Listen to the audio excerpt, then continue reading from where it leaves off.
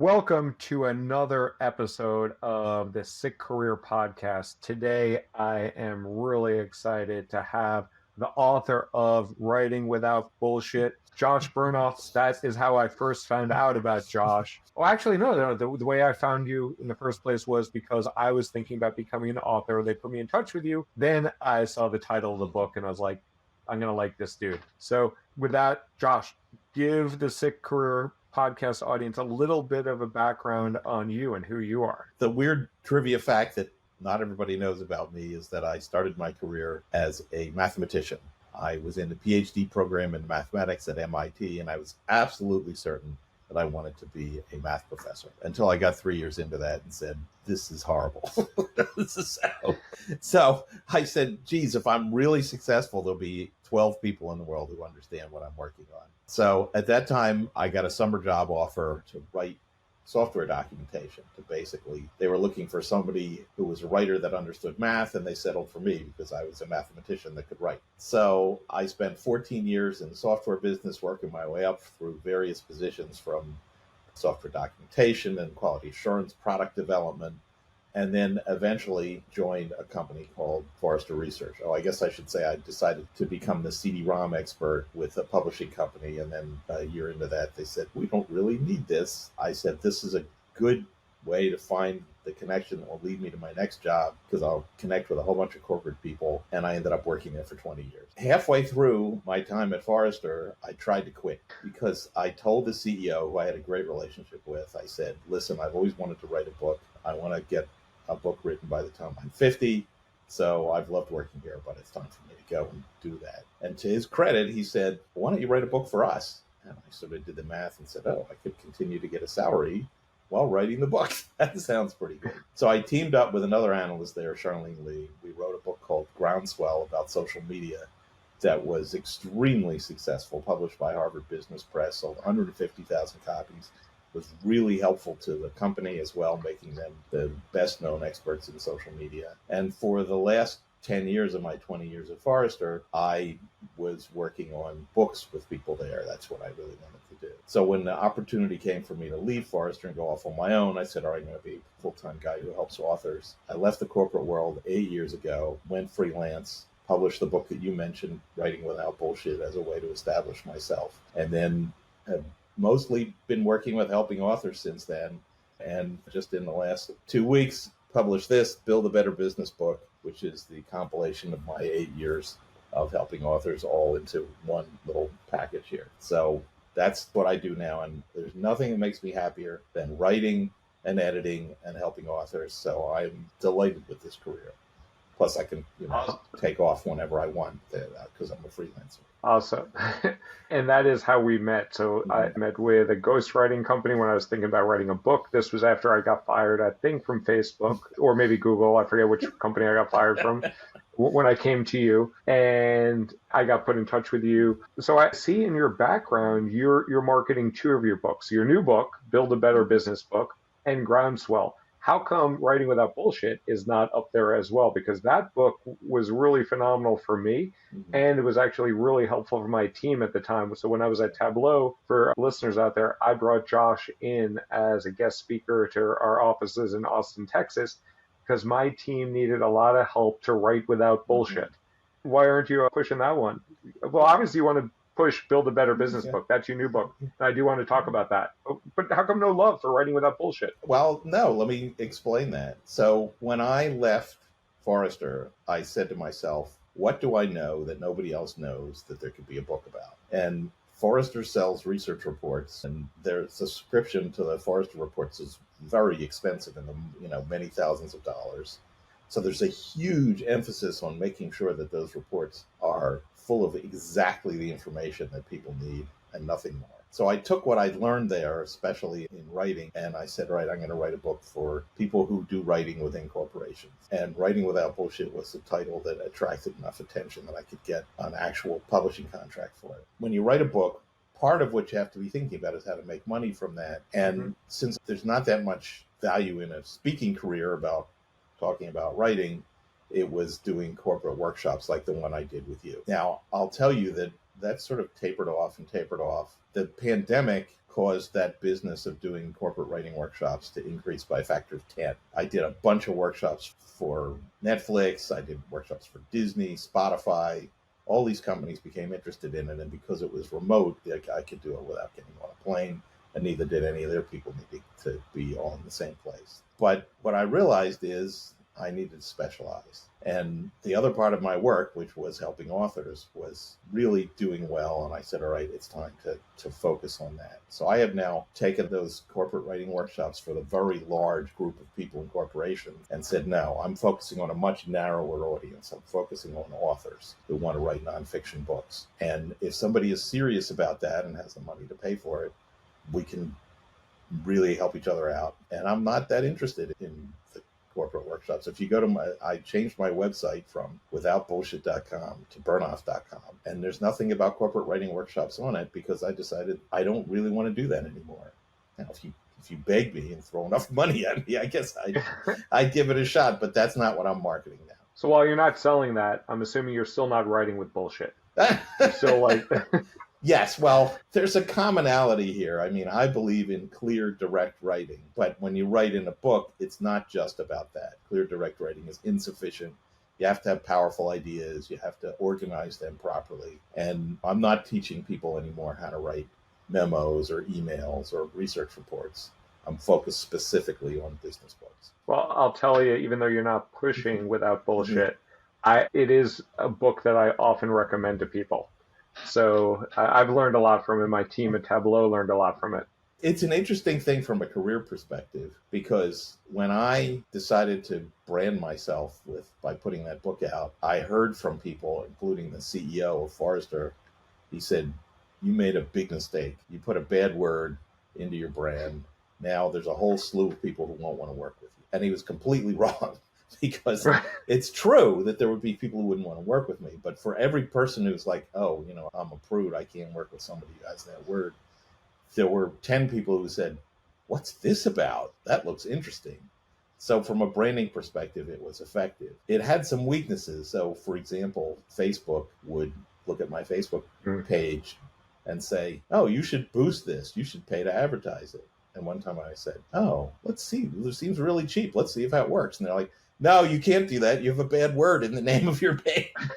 So I was in this little ghetto of where certain things were not permitted because of that name.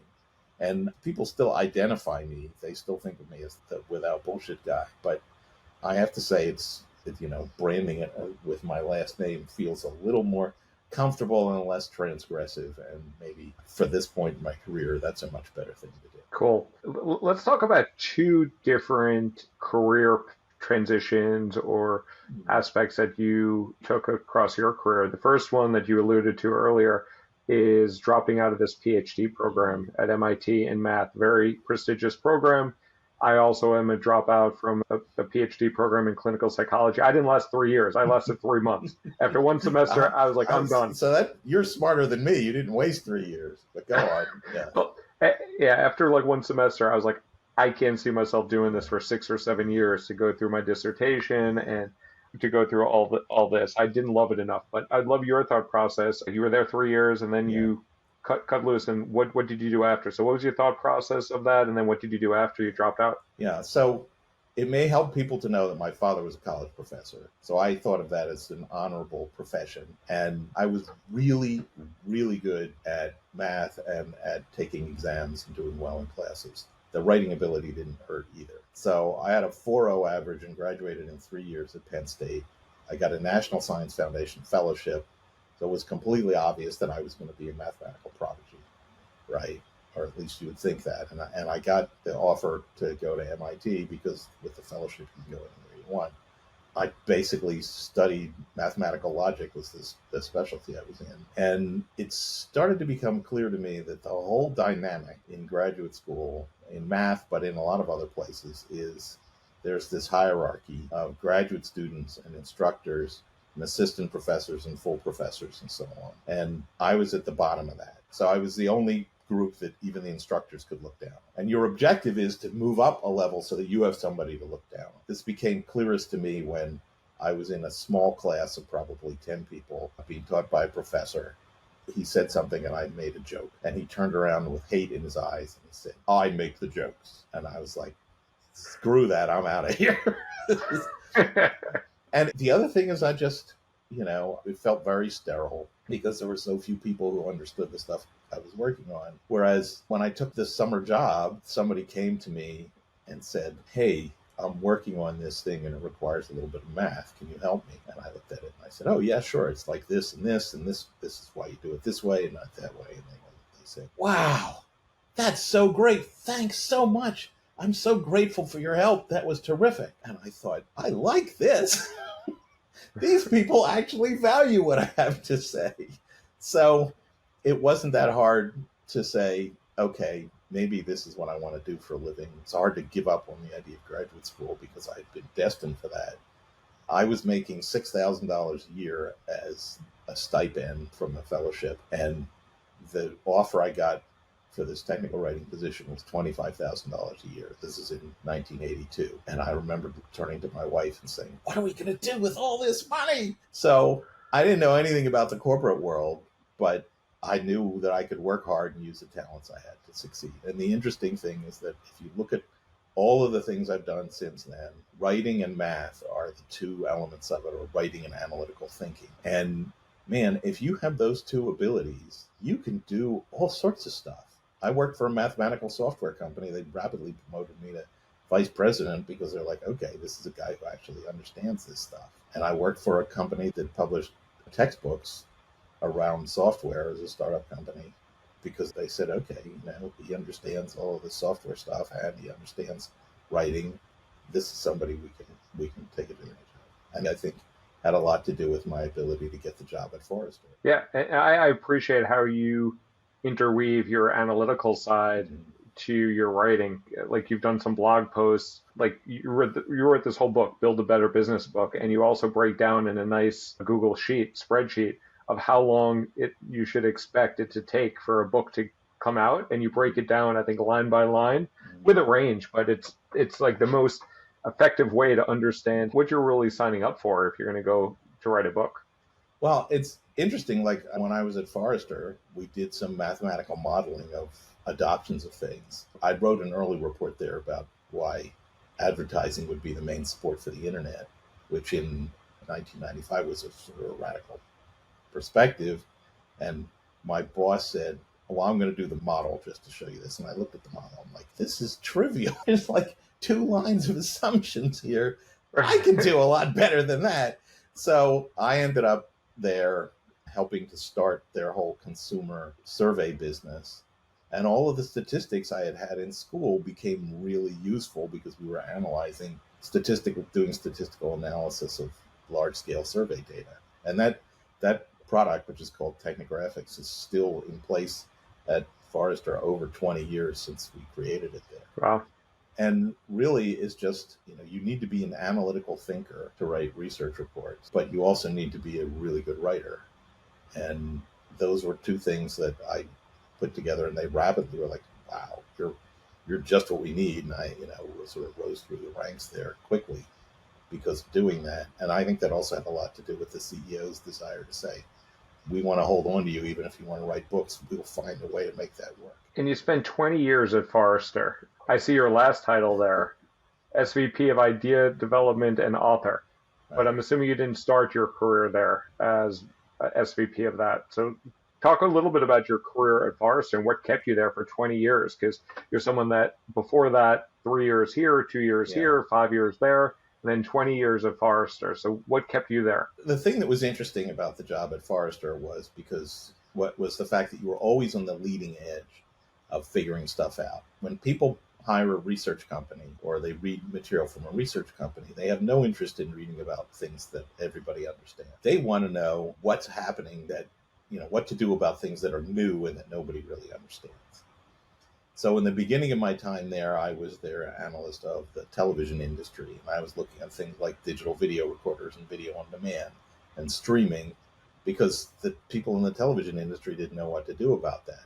I mean, I predicted the television schedule would become irrelevant And there was a guy who had a product that was based on a television schedule who told the CEO that he had to fire me for saying that. Mm. But the CEO was like, if I don't get a call like that once in a while, then you're not trying hard enough. So, Yeah. but that was fun because you were always looking at something new and you were always trying to figure things out. But believe me, I made a bunch of wrong predictions there because when you're looking at new stuff, you don't know. I predicted that HDTV would fail. Bad prediction, totally wrong. But what happened at the end of that, I had sort of gotten to a point where I said, okay, I've done as much of this as I can, and this is where I was going to go write books. I put money aside. I settled it with my wife, and I was all ready to quit. But I'd had this conversation with Charlene Lee, another really brilliant analyst there, who was the expert on social media. I was like, I want to write books. And she said, I'd love to write a book, but I don't have time. And if I was going to write a book, you're the only one I would want to work with. So I was sort of like, let me put that aside. And when the opportunity came with the CEO, I said, how about writing a book on social media with Charlene Lee? He was like, great idea. Good. You do that. And I took a 3/4 pay cut, plus I got a significant percentage of the royalties from any book. So there was a lot of risk in that for me. But from my perspective, that was much better than leaving and having zero income, and 100% of the money would have to come from the book. So once that book came out and it was successful, by the way, that was a very bad deal for them because I made way more from the royalty deal than from having my pay cut. And within a year, I was like, why don't you put me back as an analyst? And I was immediately back to where I had been. But the question is, what does a person do then? I wasn't just going to go back to the analyst job. So I proposed to them that, they said, well, we'll make you a senior vice president, which there weren't really a whole lot of there. Thousands of vice presidents, but no senior vice presidents. And I said, how about senior vice president of ideas? And the guy who was my boss at the time said, you're not the only one with ideas here. He said, how about senior vice president of idea development? I'm like, that sounds fun. So I interpreted that job to be whatever I wanted it to be. So I became the guy that is, if you were like, oh, my boss says this is really exciting and I have to work with you, and I would help these people to elevate their ideas. One of the books I worked on there as an editor was a book by Harley Manning and Kerry Bodine, two really smart people, which was like the first book on customer experience. It's called Outside In. I edited it. I allowed them to, or helped them to make it the best it could be, and it's still really considered like the main manual in the space. So that was a way for me to take a career that I if you took my career at Forrester, it sort of divides into these two pieces. There was the career as an analyst, and then I figured out a way to continue to be engaged there without having to be like the front man doing research all the time. So the latter half of your career, or the latter part of your career at Forrester, you were helping people come up with ideas and help publish those ideas. And you left Forrester 2015, about 8 years ago. Then you went off on your own to be an author, things like that. You talk to a lot of people now, like this is how you and I met when I was thinking about leaving the corporate world behind to write a book where I thought I was going to get all these riches and rewards for being a business writer. I still haven't done it.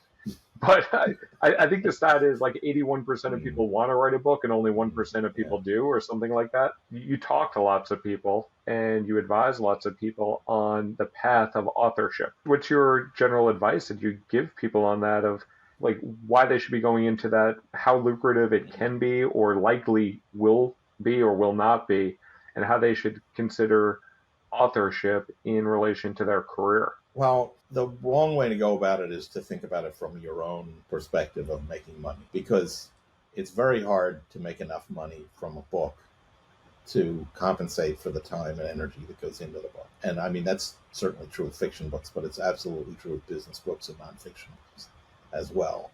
I did a survey of business authors, which is in this new book. And from 172 published business authors, the number one reason that they said they did a book was to share the knowledge that I had. And very close after that was to boost my reputation. These are goals that make sense. They are certainly goals from the writer's perspective, but they're both sort of, let me help you to understand what I have learned. So if you know more than anybody else about content marketing for financial services companies, or you know more than anybody else about artificial intelligence and how it's going to impact the manufacturing industry, if you have that knowledge that nobody else has, and it's sufficient to serve a specific audience, then you want to put together a book about that. And you basically put it out there, and it's like, okay, I am now the knowledgeable expert on this particular thing. Now, how do you make money from that? Yeah, you make money from book sales, but that's generally not the most important thing. You make money from consulting because you are the expert, or speaking because you're known for this topic, or generating leads for yourself or for your company. So, I mean, let's just say you wrote a book that sold 500 copies about a topic that's of interest to very rich people, and 50 of them contact you and say, I'd like to spend $20,000 with you to get the benefit of your expertise. And only sold 500 copies, but you have a nice living there, right? So that's the way to think about it, is if the people who read this, are they going to have a way to connect with me, and am I going to have some way to be successful as a result of their seeing this? And thinking about how you've balanced the authorship and your career. So when you left Forrester, you haven't looked back on the corporate world. March 2015, you left Forrester. And for people that are listening to this at home, you almost like had frustration and a sigh of like, there's no effing way I'm going back there. Well, let me explain that transition, because I think it's useful. So for the last few years when I was there, I sort of felt like I didn't fit in. I had knowledge of some specific things about how to write great reports, but the business was focused on sort of a strategy of surrounding people with exactly the right research, and that didn't quite fit in with what I knew about. So I knew that my boss was sort of looking at me like, okay, what are we going to do with this guy? He's got some talent, but he doesn't fit in where he is. And yeah, I was thinking about leaving, and then I looked up the corporate policy on severance, and I'm like, oh, I've been here for 20 years. I didn't get a year's worth of severance. So when it became clear that there was going to be a layoff, I contacted the guy who was my boss, the head of research, and I said, listen, you might as well include me in this. And he was grateful. He was like, oh, wow, I can save somebody's job if we do that. So now I had a long runway. But between that and the advance for the first book, I sort of had what I needed to get going. And there was enough money to be successful, even if there were some lean periods in there because of the severance. And what I found was that I met all these really interesting people who were working on all these really interesting projects, and I could help them. And then they'd say, wow, that was terrific. Thanks so much for helping me. And then they'd come out with their books, and people would be like, oh, this is terrific. And the authors were happy, and the readers were happy, and I was happy. So I'm like, okay, this is a good thing I got going here. I've done now in my career, one way or another, 50 book projects, writing, editing, ghostwriting, coaching, and they've made more than $20 million for their authors, mostly from things other than book sales. So that's a good place for me to be able to do that. And with your book, Build a Better Business Book, What are you trying to achieve with that? So you've helped other people get $20 million, and you've said that books on its own are not going to get you your next fantastic trip or your new car. What was the impetus of doing this, and what do you hope that the Build a Better Business Book achieves for you and the Josh Bernoff legacy? Well, the Josh Bernoff legacy. It's hard for me to think in those terms, but when I actually describe what I'm talking about, you'll see that that's exactly the right way to think about it. So I started to work on this book in 2019, and I got fairly far into it, and I actually signed a contract with Amplify, which is a hybrid publisher, basically somebody you pay to help you get a book out. And I was set to do that. And then in 2020, it was the pandemic, and my kids who were away at college had to come home. My father was sick in there, and we had to deal with that. He eventually died, but as you know, that's a sort of a messy thing. Then we had to deal with my mother and where she was going to go. And so I sort of put the project aside and didn't think about it. And if I had continued with it and completed it in 2019, it was absolutely clear what it would be. It's like, this will go out there, and then everybody will know that I'm the book guy, and then they'll all come to me and I'll make money from it. But when I started to resume work on the book in 2022 rather, I looked back and I'm like, this is pretty good. I don't know what I was afraid of. It's time for me to finish this thing. My publisher kept bugging me, and I'm like, no, actually now I'm finally going to do it. And it feels different now because at the point I'm at in my career, I don't want to have a huge amount of work to do. I don't want to work 14 hours a day. I'm not trying to build a business. I want to be comfortable. So for me now, having the book out in the world is basically like, all right, in 8 years, I've learned a lot about this topic. And I'm sick of authors coming to me with the same questions over and over and over again. So I'll put it out in a book and then they can just read the book.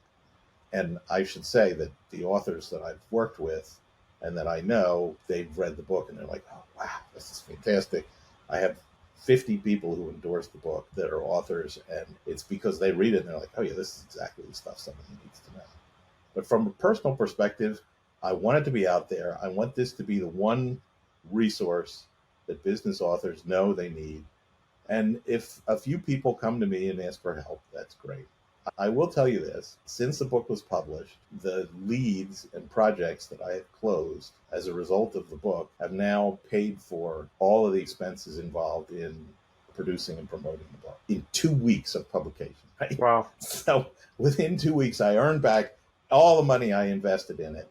And I'm absolutely certain that I'll have my pick of projects. So instead of, building this huge business, it's more a case of, oh, that's interesting. I mean, I now have 2 really interesting projects that I'm bidding on or I'm pitching that are, I don't know if I ever would have gotten an opportunity to do that if the book hadn't come. Wow, cool. And you've recouped all your investment in the 2 weeks, and I am not paying you one dime to come here on the Sick Career podcast. So this is just out of the generosity of your heart. Thanks so much. I'm not paying you for visibility either. Yeah. So now when you write a book, you're basically saying, look, I'm going to give away almost all the knowledge that I can. There's no point in holding anything back. Now, yes, you get paid, but at $25 or $30 a book, that's a pretty cheap way to get people's knowledge. So yeah, I mean, I'm giving away as much as I possibly can. And my blog now is past 4 million views. I put useful stuff on there every single weekday. So yeah, I'm used to getting stuff away. Yeah, no, I appreciate your blog. I've read it over the course of since I first met you, and sometimes I unsubscribe when I'm like no longer thinking about writing a book, and then I resubscribe because it's like always this thing that I'll be here when you need me. Yeah. Yeah. So we're running a little low on time, but I want to think back and reflecting on your career. You've had a storied career, PhD dropout. You worked for lots of smaller organizations and a large organization, then gone out on your own. What piece of advice have you gotten throughout your career that you wish you knew earlier in your career? That maybe would have changed some of your path. Like even though looking back on your career, very successful, but there's something that you wish you knew earlier in your career path. Okay, so everyone should understand that career paths only look excellent in retrospect. While you're doing it, it's a mess. And I think there are 2 things I say to people which are very closely connected. One is if you map out a specific trajectory for yourself, you're probably making a mistake because who knows what's going to happen. And, I had this beautiful trajectory mapped out where I was going to be a math professor, totally blew up. And, being a business book expert was nowhere on my roadmap. The second thing, which is very closely related to it, is if you're in your career and you have an opportunity to learn and try something new, you should absolutely do it. Oh, I've never managed people before. Okay, try that. Oh, I haven't done mathematical modeling before. Oh, let's try that. And that very much has encouraged me. People have come to me and said, I'm working on a memoir. And I looked at the guy and I'm like, this is a really interesting project. I've never done a memoir before, but let's see what happens here. So I think the flip side of not having this defined trajectory is your trajectory is defined by the opportunity to learn something new. And if you do that, you'll continually be engaged and you'll probably keep moving forward. Nice. And thinking back on some of those decisions you made and like not having that clear path, were there any things that you would have done different? Like 20 years of Forrester, leaving when you did with a nice severance, it sounds like. Anything that you would have done differently, or like it's all like kind of worked out for its a reason? Well, I've sometimes thought instead of going forward in math, I should have studied statistics. And I probably could have had a career as an academic, and I would have been Nate. So that's the career I would have had if I did statistics. Because when I was in undergraduate school, I took statistics and I liked it. And I ended up asking the professor to write me a recommendation. He said, "Oh, you're going to go to graduate school in statistics?" I said, "No, in math." And he's like, "Oh, what a shame." And he was right.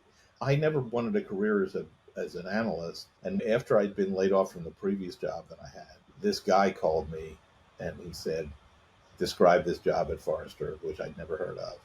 And I said, "That sounds great. Let me give you the name of my friend who'd be really good at that." And then he called me back later and he said, "No, well, we talked to that guy. And no, I don't think we want him. We want you." I'm like, "Oh, well, all right, I'll have a look at it." And I should have been more open to it. If I had been more open to it, I could have started that sooner. I guess the other thing, forgive me for waxing poetic here, but I really am interested in this topic. How the heck did I end up working at Forrester for 20 years? It's because it was continually renewed. It's like, you can be the expert on the television industry. Oh, that sounds interesting. Okay, now you can become the person that's knowledgeable about music. Oh, that sounds interesting. Okay, now you're going to learn about social media. Oh, that sounds interesting. Okay, now you can get to work on a book. So if you look at it, it may have been 20 years at the same company, but it was not the same me. Right, you got to grow and stretch, and I generally advise people new every 2. So every 2 years or so, you should be thinking about like going up, like in terms of getting scope or promotion, over in terms of getting some sort of functional expertise. So it could be social media, like TV, authorship, or if you can't get that opportunity, and it sounds like you did for about 2 decades at Forrester, then you get the hell out. But it sounds like they kept you entertained for those 2 decades. It's exactly the right advice, and I wish I'd had you telling it to me instead of having to learn it the hard way. Well, but I think you did it. Like, that's probably what kept you. And based on how you cut the cord on MIT with a PhD in math, which many people might think is, holy cow, how could you give up a PhD in math from MIT? But you were no longer excited about that, and you found some excitement. Yes.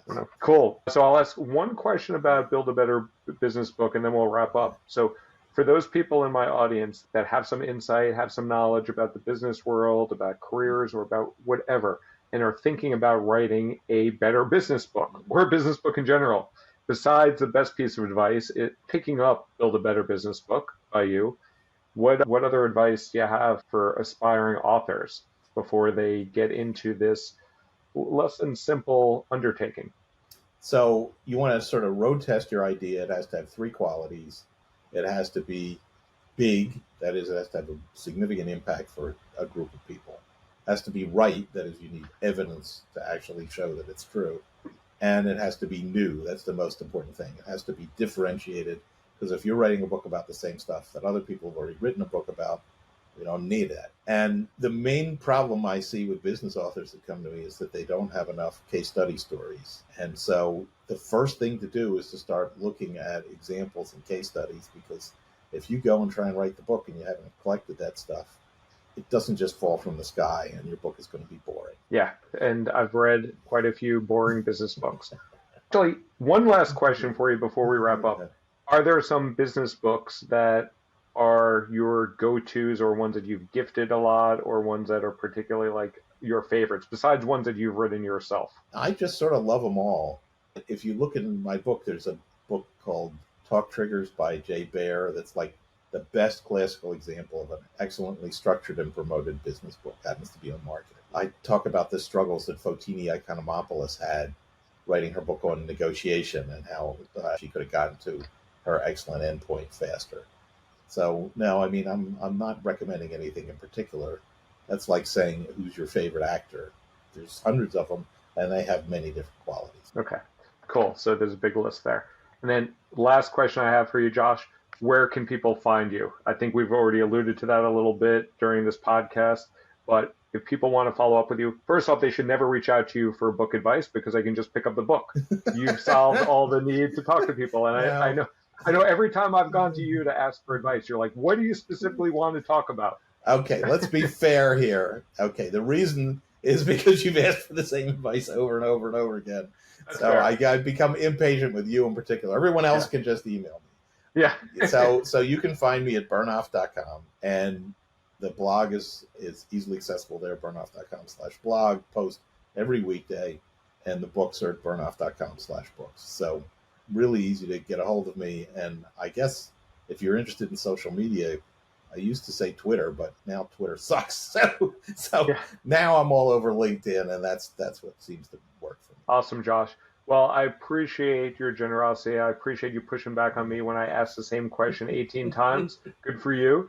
I should learn. And now I'm just going to pick up your book as soon as it's on audio. When's the Audible version coming out? Audible version came out yesterday. I'm going to add that to my queue. I recorded it at a recording studio. This took a little longer because I had COVID and my voice sounded like a frog for a little while. But once I finally got it together, that finally went up there. So that's available now. Awesome, Josh. Well, thank you so much for your generosity. Thanks for all you've taught me throughout my career. Thanks for taking us a little bit through your career journey. And thanks for all this sick advice. All right. I've had a sick career, and it's been enjoyable to be here on your podcast about that. Thanks, Josh.